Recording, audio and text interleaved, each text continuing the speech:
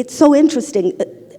The neuroscientist looks at the meat, which is the brain, through scans. The monk is about understanding the mind. Now, also, the monk, because it's his day job, teaches meditation, well, mindfulness, let's call it. And it's about learning how thoughts carry us away, and emotions carry us away. Again, for survival, if we didn't think, we'd be a houseplant. We have to think. But again, in this world, we're getting too carried away. So we're moving away from what's really important. It's that rumination that keeps you. Why didn't Bob call me back? He didn't call me back because he hates me. Why does he hate me? Because everybody has this. This makes me feel so good. We're not supposed to be perfect. We're supposed to be flawed.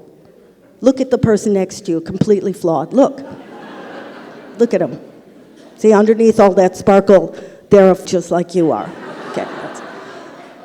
But these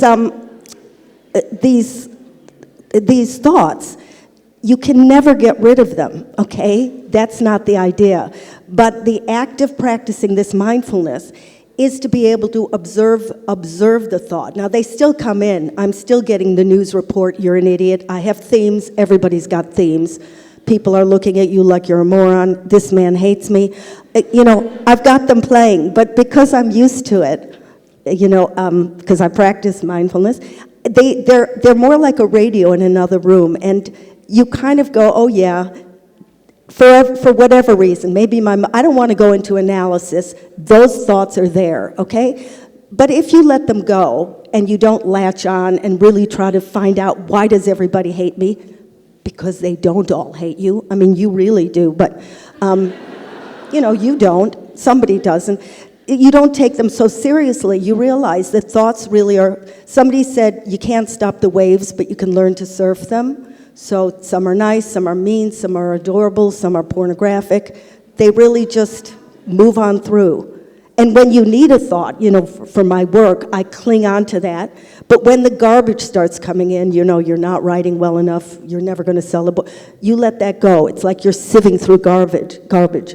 And mindfulness is a technique. There may be better ones, but at Oxford, they weren't offering witchcraft. So I thought, well, maybe there's something to mindfulness.